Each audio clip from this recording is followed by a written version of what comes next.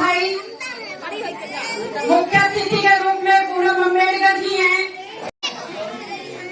हमारी Sujata book depot को जो चलाती हैं, हमारी बड़ी बहन और पदम सिंह जी, इनको क्रांतिकारी जय भीम।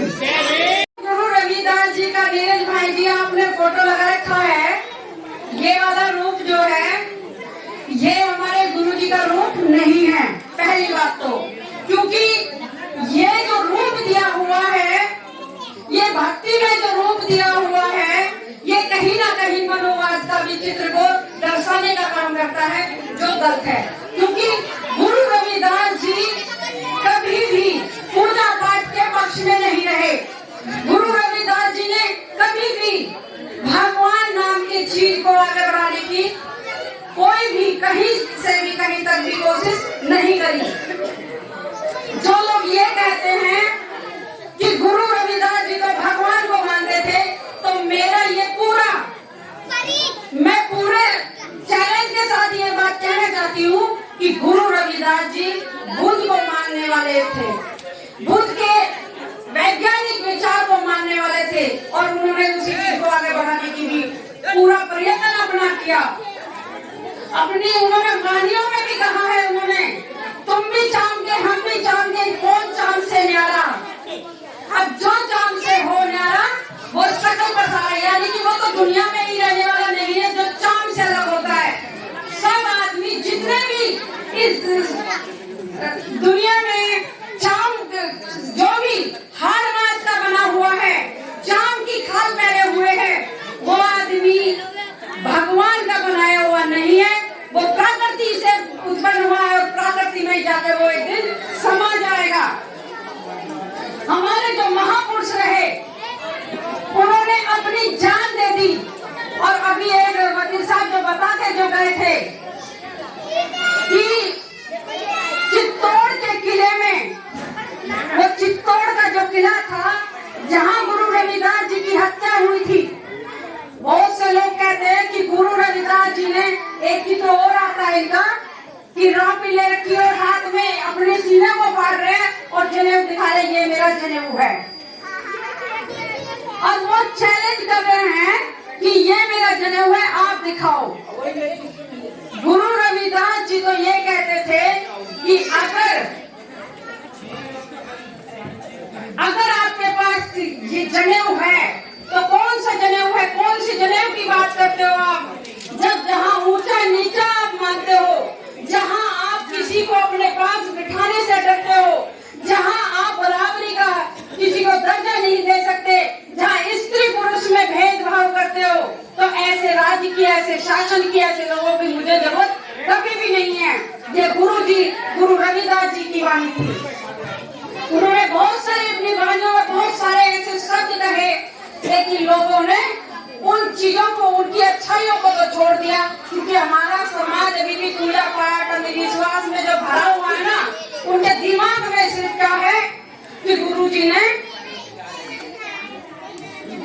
शिला कराई थी, चमत्कार दिखाया था। गुरु जी ने तो कहा था मन चंगा खटोती में गंगा।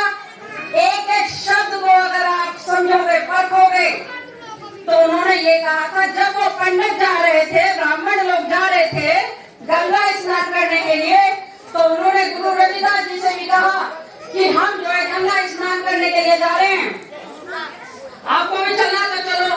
तो उन्होंने कहा कि पहली बात तो ये कि मेरी गंगा, मेरी ये जो जूती धोने वाली, चाम धोने वाली जो कटोती है, इसी में ही गंगा आ जाएगी, मैं क्यों जाऊं कहीं नहाने के लिए।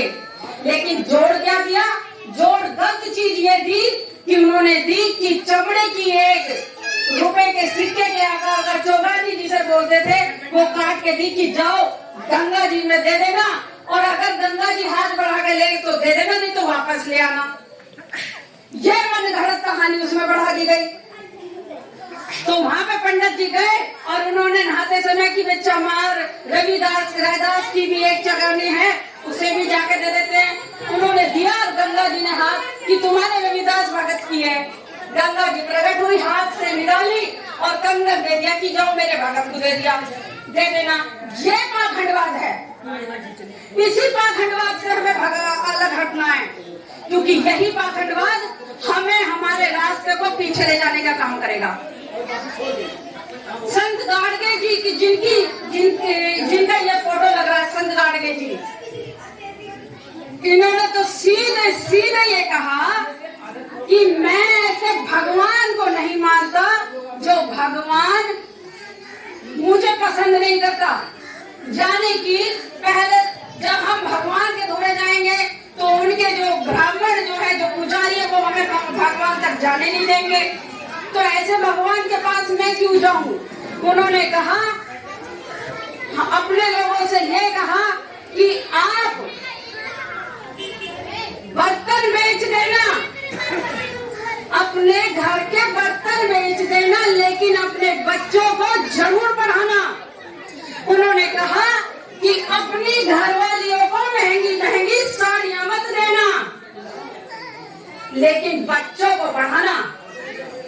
उन्होंने कहा कि तुम्हारे घर पे जब तुम्हारे संगी आएंगे तो खातिर इतनी बड़ी मत कर देना कि तुम्हारे बच्चों के पेट बिना भर पाए और बाद में कर्जा चुकाते चले जाओ। तो ऐसे संत गाडगे महाराज जी कहते हैं, और उनके समाज के लोग आज भी धोबी का काम करने में लगे हुए हैं, जबकि उन्होंने शिक्षा पे बहुत ज्यादा जोर दिया, और इतना जोर दिया कि इतना जोर दिया शिक्षा पे कि हर चीज, हर पाखंडवाद को अगर हटा सकते हो, वैज्ञानिक सोच रखो। ये संत गाडगे जी का कहना था कि वैज्ञानिक सोच रखो, अपनी विचारधारा को अगर आगे ले जाने का काम करते हो, साफ सुथरे कपड़े पहनो। ये संत गाडगे जी का कहना था, और वो खुद लगते थे, उन्हें सफाई बहुत पसंद थी। वो जहाँ भी गए, कहीं भी अगर नालियां भी बह रही हैं, कहीं गंदगी हो रही है, तो वो ये नहीं देखते थे कि कोई और करेगा, वो खुद भी साफ करने लगते थे और लोगों से कहते थे कि अगर जितनी सफाई आस पड़ोस में आप रखोगे, बीमारियां नहीं होंगी। इसलिए जितना हो सके साफ सुथरे रहो, साफ कपड़े पहनो और अच्छी सोच रखो।